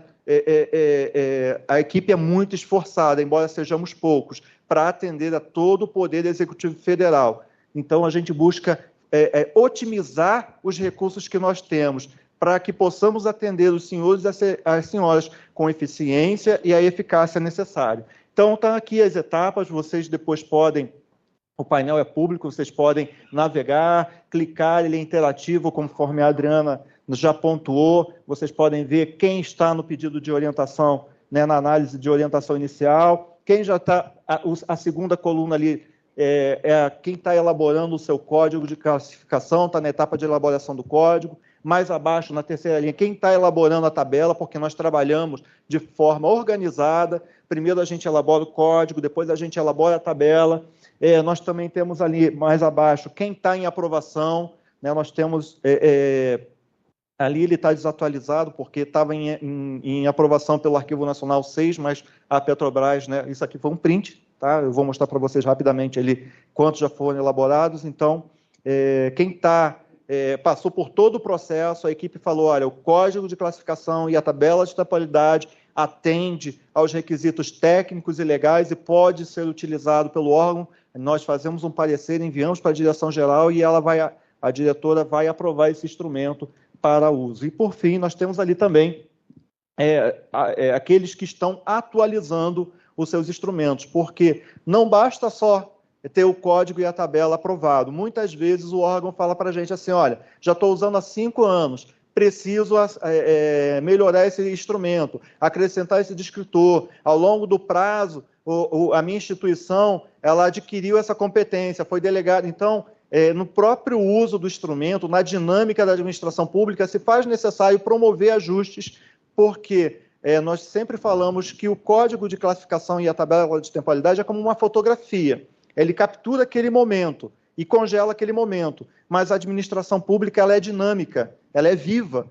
né? Então, o instrumento ele precisa acompanhar essa dinamicidade e, por consequência, esses instrumentos precisam ser atualizados e a gente também presta essa orientação para a atualização dos instrumentos técnicos. E, por fim, na última coluna ali de baixo, temos os processos sobrestados, que são aqueles órgãos que, por um motivo ou outro, eles precisaram suspender a elaboração dos seus instrumentos, e aí a gente sobresta o processo e fica aguardando sermos novamente demandados. Na verdade, a gente dá umas cutucadinhas assim, olha, vamos continuar, não desiste não, vamos lá, pessoal, vocês conseguem, vocês são fortes, vamos lá, ser forte e corajoso, né? E a gente tenta, de todas as formas, com que o órgão não desista. Por quê? Quando ele chega já no final do processo, foi um esforço muito grande que foi feito. E se a gente para, né, faz um stop naquele momento, a gente corre o risco de que, em algum momento, o órgão seja extinto ou ele seja transformado e aquele trabalho ele vai ficar desatualizado. E tudo isso é gasto de dinheiro público, é o nosso tempo, é o nosso dinheiro. Como nós falamos, a gente busca trabalhar de uma forma organizada, para poder atendê-los da melhor maneira possível. Então, a gente tem também aqui, quando vocês clicam, a relação, né? Nós temos o último contato que o órgão fez, o nome da etapa em que ele está. São 2 páginas que esse painel ele apresenta. Por favor, Marcela, ali nos instrumentos aprovados, tá? Nós temos atualmente 62 instrumentos aprovados. Apresenta, por favor, o que está dinâmico. Então, está vendo? São 62 instrumentos aprovados na data de hoje. O BI foi atualizado há cerca de algumas horas atrás, né? E aí a gente vê o último instrumento aprovado, que é de quem? Palmas para eles, que eles merecem. Então é isso. Minha fala termina por aqui. Fico à disposição para poder esclarecer mais dúvidas, tá bom? Muito obrigado. E as saudações arquivísticas a todos. Muito obrigada, Fernando, Adriana, Djalma. Como o Djalma falou, essas ações e essas informações que agora estão disponibilizadas nos painéis Power BI, vocês podem ver no site do Arquivo Nacional. Essa tentativa de trazer maior transparência ao trabalho interno, né, que a gente realiza, e subsidiar também ações, como o Djalma falou, de vocês, né, para que vocês demandem também apoio dos gestores, para que vocês consigam realizar o trabalho. A gente sabe que não é fácil, é um trabalho ali de formiguinha, dia a dia, mas a gente vem tentando implementar essas ações e trazer essa maior proatividade ao trabalho, de forma que a gente consiga caminhar junto com vocês, né, e fortalecer a gestão de documentos no governo federal. Vou abrir agora a mesa para dúvidas, para comentários, para quem quiser conversar.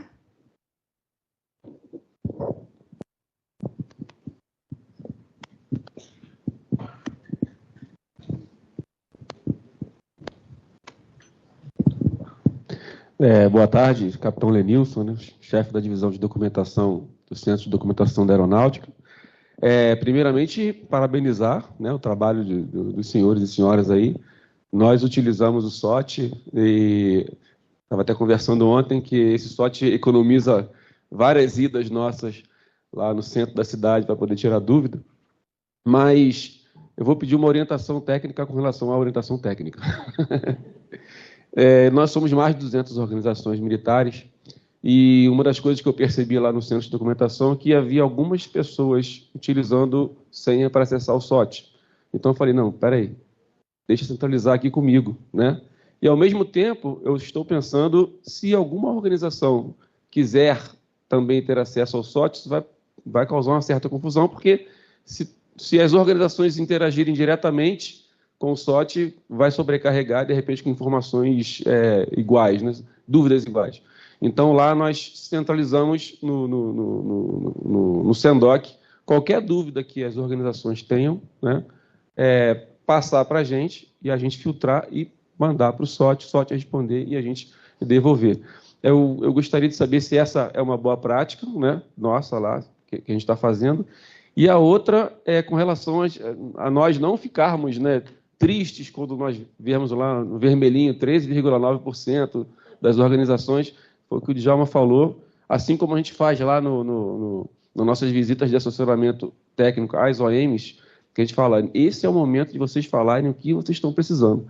Porque mesmo que às vezes o arquivista lá na organização, né, diga todos os problemas que a unidade tem, talvez ele não tenha voz suficiente para poder conseguir o que ele quer. Mas quando vem um relatório do SENDOC dizendo o que eles estão precisando, aí eles conseguem o que eles querem.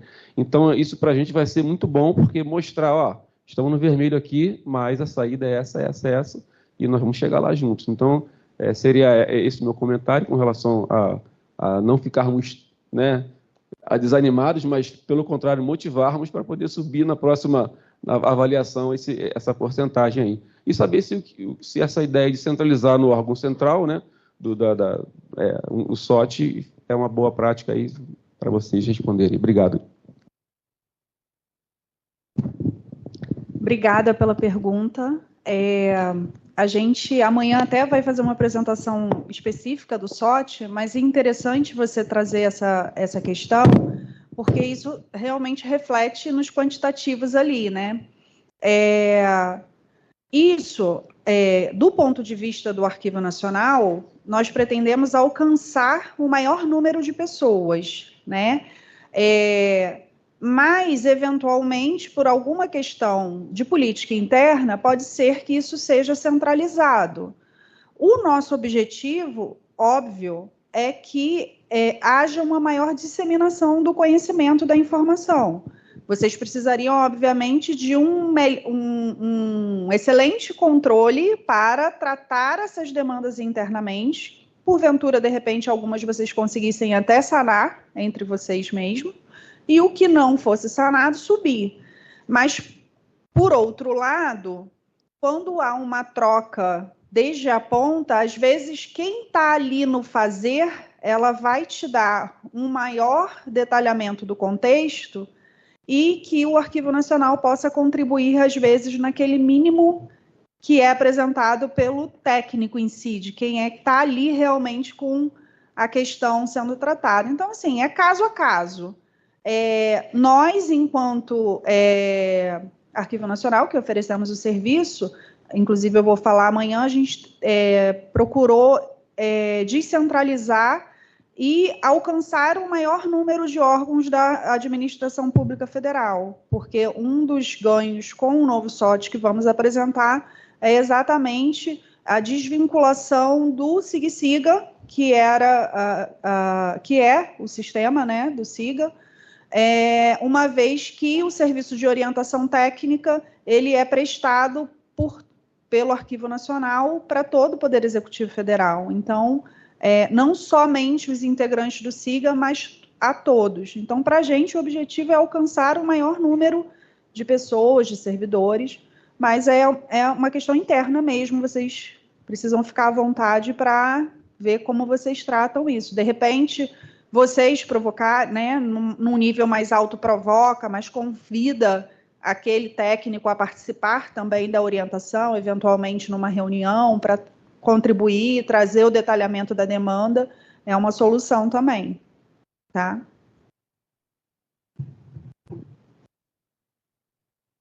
Posso só fazer um complemento, que aí junta com o que o Fernando falou sobre o contato. Na aeronáutica, a gente teve um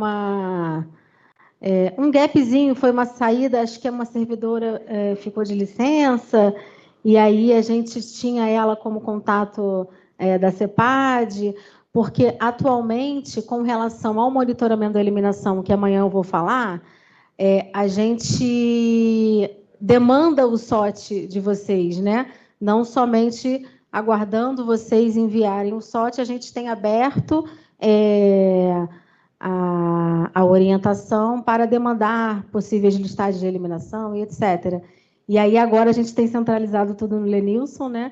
Ficamos um tempinho ali sem saber com quem a gente tratava diretamente, e aí é importante isso que o Fernando falou, manter atualizado junto às nossas equipes os contatos, principalmente dos presidentes da CEPAD, porque no caso da gente demandar a orientação técnica, por exemplo, nas orientações que demos no Rio Grande do Sul, e muitas vezes a gente precisou também abrir SOT e demandar dos órgãos visitas técnicas e envio de relatórios, e às vezes é difícil encontrar aquele contato ali para quem a gente envia, né? Então, às vezes a gente vê quem está com o cadastro no SOT e envia para aquela pessoa ali, na esperança de que também ela distribua para quem é de direito, que muitas vezes ela não é o presidente da CEPAD, né? Então, manter a atualização desse cadastro é interessante para a gente também nesse sentido, tá bom? A Adriana vai falar? Com essa sua fala, eu lembrei de uma coisa, e aí é uma dica, né, de uso do SOT, porque a gente considera solicitante no SOT a pessoa que faz a solicitação. E aí, como a Luísa falou, quando a gente demanda para a pessoa, a gente provoca alguém que está cadastrado ou, eventualmente, um e-mail que a gente tenha de contato. No entanto, é possível a gente incluir mais de um solicitante no mesmo atendimento. Então, eventualmente, nesse exemplo que você trouxe, se vocês, numa instância superior, provocarem a solicitação, vocês podem pedir para incluir aquele técnico que trouxe a demanda também nessa solicitação, e a gente adiciona 2 solicitantes, que aí, eventualmente, marcando uma reunião, ou, enfim, os desdobramentos desse atendimento, essa pessoa também vai ser notificada, tá? É uma solução. Adriana também. Na verdade, só que uma proposta seria essa, mas ao contrário. Eu acho que, como a gente tem uma força aérea com uma quantidade muito grande de organizações, e não sei se aí nessa conta dos 200 ou dos 300 ainda contam, por exemplo, no caso do DSEA, que tem 15 subordinadas, e depois a minha subordinada tem mais outras subordinadas. Então, na verdade, em alguns casos, não são bem esse número, não. Ele pode ser maior do que isso. Então, a minha sugestão seria, sim, talvez liberar para que todos pudessem fazer o SOT, desde que fosse para normas específicas do Arquivo Nacional, porque o SANDOC também tem as normas internas, né? Então, assim, diretamente para vocês, e que todas as normas que fossem solicitadas ao Arquivo Nacional fossem encaminhadas para o representante, que fosse o SANDOC. Então, eles receberiam tudo que a gente pudesse, eles saberiam tudo que a gente estava fazendo. Então, colocar os dois.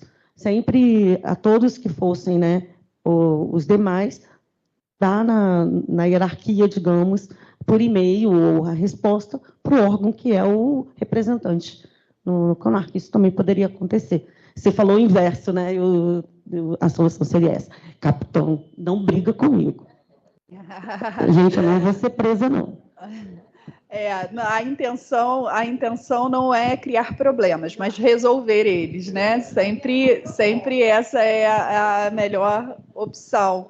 E aí, de fato, como eu disse, né, é uma decisão interna. O que a ferramenta está pronta para auxiliar vocês, mas a decisão é de vocês. É uma demanda interna de vocês. Então, como vocês vão tratar isso? Só para deixar o público calmo, estamos bem aqui, tá? É que no SENDOC nós já temos um setor de orientações técnicas, o chefe está até aqui, né? E as OMs solicitam orientações a nós respondemos às solicitações, e se alguma dessas solicitações extrapolar o nosso conhecimento, nós abrimos o SOT, os senhores respondem e nós respondemos à OM que solicitou. O nosso medo é, quando a gente abrir para todas, a OM solicita direto ao Arquivo Nacional, o Arquivo Nacional responde e o Centro de Documentação não vai saber o que aconteceu. Esse é o nosso... Aí a ideia é justamente essa, né? É centralizar no SENDOC. Qualquer dúvida que o DCEA tenha, pergunte ao SENDOC, o SENDOC solicita ao Arquivo Nacional responde e nós respondemos ao DCEA. É mais ou menos isso aí. É justamente por isso que eu pedi a orientação técnica, da orientação técnica. Perfeito. Que é raro, mas acontece de a CEPAD não ter conhecimento, por exemplo, de procedimentos que estão sendo realizados com relação à eliminação. Já vimos esses casos. Então, a centralização funciona bem nesses casos. Mais alguma pergunta? Oi, boa tarde, tudo bem? Cláudia Aquino, da Agência Nacional de Saúde Suplementar. Eu vou falar sobre os dois assuntos, sobre o SOT e sobre o levantamento. Sobre o SOT, a Adriana, em curso, ela até me falou que a gente tem essa possibilidade de copiar alguém quando a gente está ali no SOT, mas eu vou reforçar um pedido que, na minha cabeça, eu acho que o SOT ele não deveria ser tão pessoal, ele deveria ser da instituição. Então, eu teria um acesso ao SOT como a ANS, e eu hoje estou lá, né, no órgão com a Natália, titular e suplente, nós duas temos esse acesso, e à medida que a gente saísse e que trocasse, a gente manteria o acesso ao ANS, então eu teria ali todo o histórico do conhecimento, de todas as dúvidas que eu já passei para vocês, antes de ficar mandando outra dúvida. E numa hora que sai de férias e tal, assim, é difícil de você manter a construção do conhecimento quando ele é muito pessoal. É como se fosse um e-mail, né? Está ali na minha caixa, está na caixa da NAT, não está na caixa da ANS. Então, assim, é um pedido que eu, né, quem sabe, se puder no futuro, a gente manter um acesso de instituição, né, e não pessoal, mas essa dica de realmente copiar é o que a gente vai usar para o momento, para que a gente tenha a mesma informação. E aí uma outra questão é que, assim, pelo menos a gente lá na ANS, às vezes eu recebo e-mail, ela não recebe, às vezes ela recebe e-mail, eu não recebo, então eu não sei como é isso. Aí, né, você falou, mas a gente tem que ver que quem tem e-mail lá a gente passa. Com a gente, infelizmente, não tem acontecido isso, né, Nath? Às vezes, você recebeu, eu não recebi, a informação não tem chegado bacana para a gente. A gente vai tentar ficar, né, mais próxima até da Michele, que é da nossa subsiga, enfim, para a gente receber mais informações de vocês. E aí, com relação ao levantamento, que eu queria falar que, assim, é difícil preencher aquele formulário, tá? Não é fácil. E, assim, a gente se empenha, a gente, né, tenta fazer uma reunião para preencher juntos, a gente entende, assim, a importância desse levantamento, tá? Eu não sou arquivista, e eu entendo essa parte de diagnóstico muito importante até para a gente fazer nosso planejamento, para a gente pensar no que a gente vai fazer na ANS. A ANS é nova, né, com relação à gestão de arquivo. A gente conseguiu publicar e aprovar os nossos instrumentos no final do ano passado. Então, eu entendo o levantamento como extremamente importante para a gente, para manter o foco, né, do que a gente pretende fazer. E aí eu vou agradecer, Fernando, uma fala que você trouxe, que você disse assim, quando a gente manda para vocês o pedido de levantamento, vocês saem correndo para fazer, mas, na verdade, vocês já deveriam ter feito.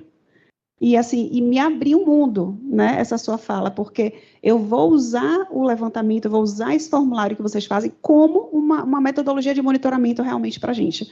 Para que quando chega aí no ano que vem, quem sabe eu já tenha essas respostas. Mas um pedido que fica ajuda a gente no preenchimento. Eu lembro que no passado a gente fez uma reunião para vocês orientarem a gente no preenchimento, e aquilo foi maravilhoso. Esse ano que não teve, eu fiquei perdida. Tá? É difícil e a gente quer construir de verdade, a gente quer fazer bem feito. E aí aproveito para deixar a INS à disposição para o que vocês precisarem, tá bom? É isso.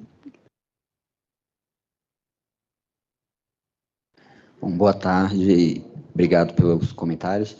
Em relação ao e-mail, a um receber ou não, foi bom você ter comentado, porque eu acho que eu devia ter comentado isso antes também.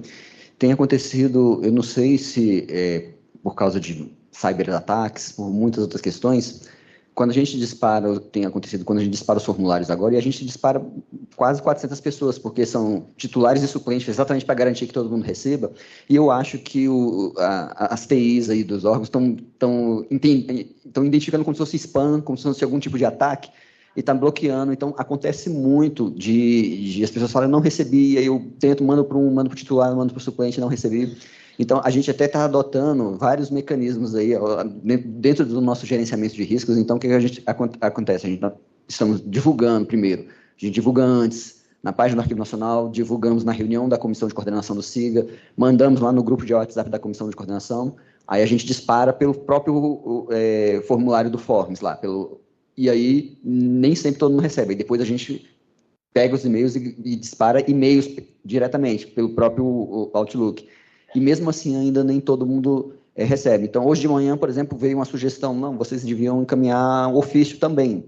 Então, assim, vamos acrescentar também o ofício. Todas as formas que a gente conseguir de tentar alcançar vocês, a gente vai utilizar. E por isso que a gente pede muito também o apoio dessa rede de comunicação, porque é isso, se a gente manda e-mails em lote, pode acontecer, vai para o spam, ou o próprio sistema de defesa da instituição bloqueou, porque já considerou que poderia ser um possível ataque. Então, fiquem atentos também, mantenham a comunicação entre vocês, entre a subcomissão, observem, saiu um aviso na página do Arquivo Nacional, tá rolando o formulário aí, e aí você não recebeu, então já pode contatar a gente, olha, não recebi, não deixem para a última hora, porque pode acontecer. E muitas vezes, quando a gente manda o e-mail, tem alguns que a gente recebe a mensagem de erro do Outlook, alguns recebem aquela mensagem assim, a pessoa, o servidor não foi localizado no servidor de e-mail da instituição, aí o que a gente faz? E muitas vezes a gente não tem telefone também, então assim, não tem um outro meio de contato, então revisem também, por isso que no painel lá, revisem também se o endereço está correto, porque às vezes pode ter sido preenchido errado o endereço. Eu vi alguns e-mails, principalmente aconteceu muito com as IFs, porque algumas também parece que o domínio .edu, outros eram .gov, eu não sei por que tem essa diferença, mas então, e aí pode ser que alguns e-mails estejam incompletos, então ajudem a gente também a revisar isso, mas a gente está buscando, sim, fazer essa avaliação do nosso próprio processo e buscar outras formas de alcançar. Em relação ao LSA, esse formulário também vai ser revisto, ele é bem extenso. Esse ano a gente até conversou internamente assim, que a gente já poderia fazer uma revisão, mas assim, o tempo foi bem corrido, então a gente optou por aplicar da forma como ele já tinha sido aplicado antes, mas provavelmente para a próxima aplicação a gente vai fazer uma revisão. Em relação ao do índice de maturidade, no ano passado a gente fez também uma aplicação ainda na fase de teste, né? Então, assim, com reuniões, mas assim, foi bem demorado esse processo, tanto que o ano passado eram duas equipes, a minha unidade aplicou o índice de maturidade e a outra unidade no Rio aplicou o LSA, e gastou quase o ano inteiro nisso, porque aí a gente fazia reuniões para fazer a aplicação e orientar a aplicação na hora. Então, dessa vez, a gente não tinha também um documento referencial, é por isso que eu enfatizei bastante a questão do documento referencial.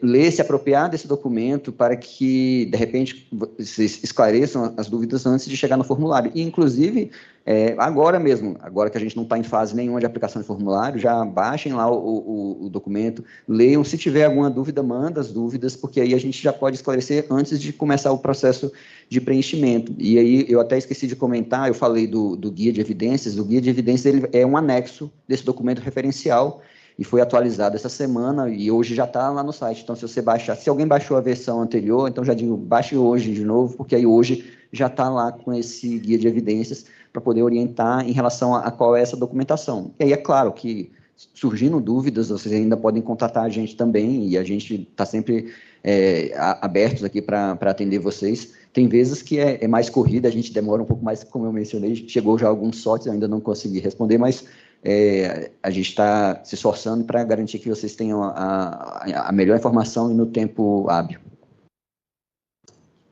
Pessoal, como amanhã a gente vai ter uma apresentação da Adriana sobre o SOT especificamente, vou deixar para tratar a questão da Cláudia amanhã, e aí outras dúvidas que possam surgir, a gente amanhã retoma essa conversa, tá bom? Só para a gente não se perder muito aqui no tempo, vamos agora fazer o intervalo com o coffee break, e daqui a uns 20 minutinhos a gente volta, tá bom? Obrigada.